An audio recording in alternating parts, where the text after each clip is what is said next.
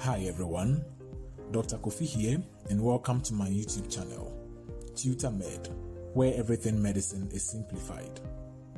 We have already seen how to approach chest pain of cardiac origin clinically. In this video, we will look at how to investigate chest pain of cardiac origin. Kindly support us by subscribing to our channel. Let's begin this lesson.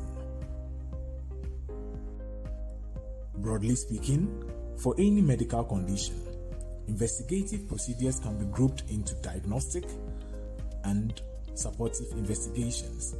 For cardiac investigations, we have the electrocardiogram or ECG, in which electrodes are put on the patient's chest and limbs to monitor the electrical activity of the heart. Then we have the plain chest radiograph, which gives us an idea about the size of the heart and whether or not there are signs of pulmonary edema. Then we have the echocardiogram, in which ultrasound waves are used to visualize the heart, its chambers and the valves. A subset of it is a Doppler echo, which tells us about the hemodynamics happening within the chambers of the heart, and then the great vessels which come out of it.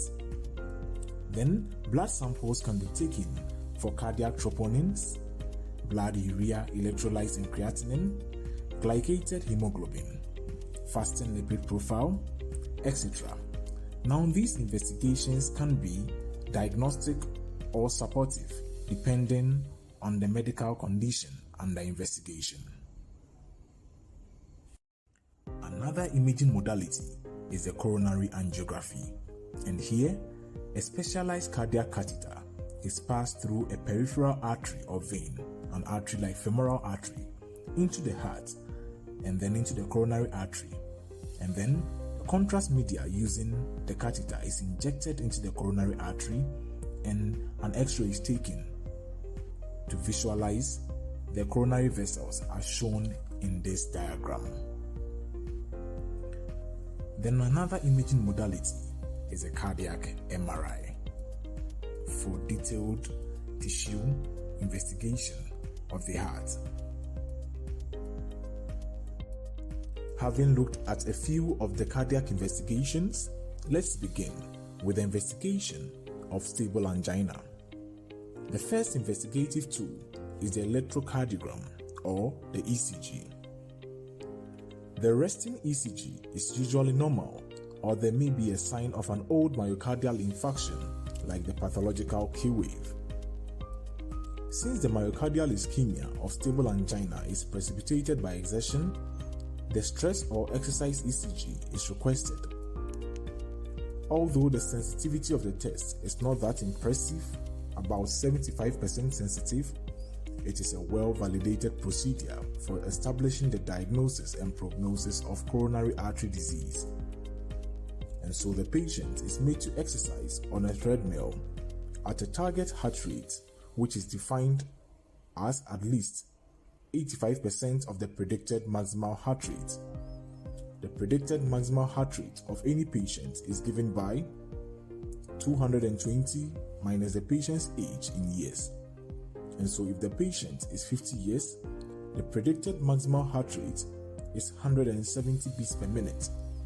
And for the stress ECG to have a higher diagnostic value, you need to have 85% at least of 170. While the patient is on the exercise, you monitor for ischemic symptoms, ECG changes, the arm BP. There will be a video to deal with stress ECG properly in our subsequent lecture.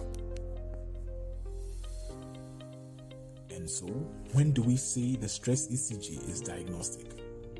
We make this impression when we see ischemic ST segment response, and this is flat or downward sloping ST segment depression, and this depression is at least 1 millimeter or one small box below the baseline, and then this ST segment depression lasts more than 2 millimeters or 2 small boxes. This means the depression is at least 1 small box deep and more than 2 small boxes wide. Briefly, let's look at a basic ECG tracing. we will treat ECG properly, but this is a P wave, and then we have the QRS complex and the T wave. And here is the ST segment we are going to use to diagnose a stress ECG. This is how the downward slope looks like. Notice how the ST segment ain't straight but downward sloping. And here is a flat ST segment. Although horizontal, it is not on the same line as the other waves, which means it is below the baseline and so it is depressed. Other ischemic changes like T wave inversions are not diagnostic for a stress ECG. Now, before the ST segment ischemic changes occur, there are other changes that occur that the ECG can't pick, and this explains why the stress ECG is not that sensitive. But those changes can be picked up by an echo, and so a stress echo can be ordered when the stress ECG is negative. Sometimes, to visualize the degree of the stenosis, we can order for a CT coronary angiogram. Supportive investigations include a glycated hemoglobin, because DM is a risk factor for ischemic heart disease. Then BUE creatinine. CKD is a risk factor. Urine RE to investigate for renal diseases, because they are also risk factors, particularly CKD. Then we have fasting lipid profile for hyperlipidemia, and a plain chest radiograph to see if the angina has caused some cardiac enlargement. Now let's look at acute coronary syndrome. Remember that there are three conditions which make the spectrum for this syndrome: unstable angina, NSTE-ACS, and STEMI. Based on the ECG, the syndrome can be grouped into a non-ST elevation ACS, which is composed of unstable angina and NSTEMI, and then an ST elevation ACS, which is the same as STEMI. An early ECG allows categorization of a patient with suspected ACS into 1. STEMI, and here the ECG shows ST elevation or a left bundle branch block. We will see this soon in other videos. 2. Non-ST elevation ACS, which is made up of unstable angina and NSTEMI as mentioned earlier. And the third categorization is an undifferentiated chest pain syndrome, which means there is no ST segment changes, neither depression or elevation. It is important to note that most patients with suspected ACS fall into the third category. And also important to keep in mind that a negative ECG does not rule out ACS. Serial ECGs need to be done as long as the patient still has the chest pain, because the ischemic changes may develop over time. On this slide, let's look briefly at the ischemic changes of non-ST elevation ACS. So we have ST segment depression and T wave inversion. It is important to note that it is very rare to have pathological Q waves in non-ST elevation ACS, unless of course it is from a previous ST elevation myocardial infarct. And so this ECG shows ST segment depression, and this one T wave inversion. The T wave is supposed to be in the same direction as the QRS complex, and so an inverted T wave is abnormal. Now, the ST segment and T wave changes usually resolve in unstable angina compared to NSTEMI. ST depression indicates subendocardial ischemia, meaning only the myocardium closer to the endocardium is affected, while ST elevation, as we will see later on, indicates transmural ischemia, meaning the entire thickness of the myocardium involved is ischemic. It is important to understand that these ECG changes are just ischemic changes, and to differentiate between unstable angina and NSTEMI, we need elevated cardiac troponins.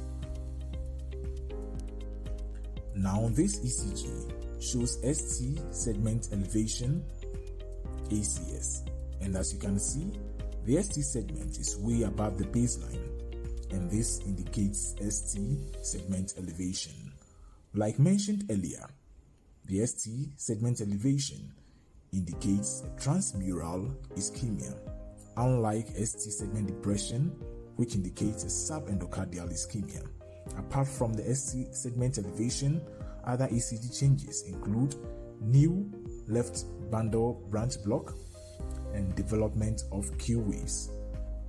STEMI actually evolves through a series of ECG changes, which we will look at later.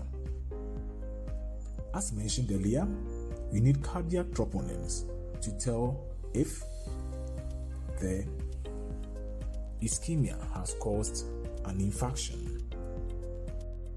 Now, apart from the ECG and cardiac troponins, we can also do cardiac imaging. We can do an echo to identify ventricular wall motion anomalies, thrombus and ventricular wall aneurysms, pericardial effusion, which can complicate myocardial infarction. Then, like said, for stable angina, we can do some supportive investigations, including a plain chest radiograph to visualize the size of the heart. We can do a glycated hemoglobin to rule out DM. We can do a full blood count looking for anemia, which can worsen the infarct or the infarction. We can do Alright guys, please don't forget to like and share our video and subscribe to our channel. Now the ECG changes, which have been described earlier, have some technicalities associated with their interpretation. For example, if we identify ST elevation, it does not necessarily mean that there is an ST elevation myocardial infarction. It has to be present in at least 2 anatomically contiguous leads. By this, what we mean is that it has to be present in at least 2 leads which look at the same side of the heart. We will explain this in our subsequent videos, but let me mention a few. Inferior leads, or leads which look at the inferior surface of the heart, on leads 2, 3, and AVF. Anterior leads are leads V2 to V4. Lateral leads are leads 1, AVL, V5, and V6. And septal leads, leads V1 and then V2. Ladies and gentlemen, our take-home summary. Ischemic heart disease consists of stable angina pectoris and acute coronary syndrome. And remember that these 2 broad categories can be distinguished from each other clinically. Right from the history, you should be able to tell the difference between stable angina and ACS. The third point, ECG categorizes ACS into non-ST elevation ACS and ST elevation ACS, which is known as STEMI. And remember that between the 2 groups of non-ST elevation ACS, which are unstable angina and an NSTE-ACS, cardiac troponins distinguish between the 2. Thanks for watching, and see you in our next video. Bye.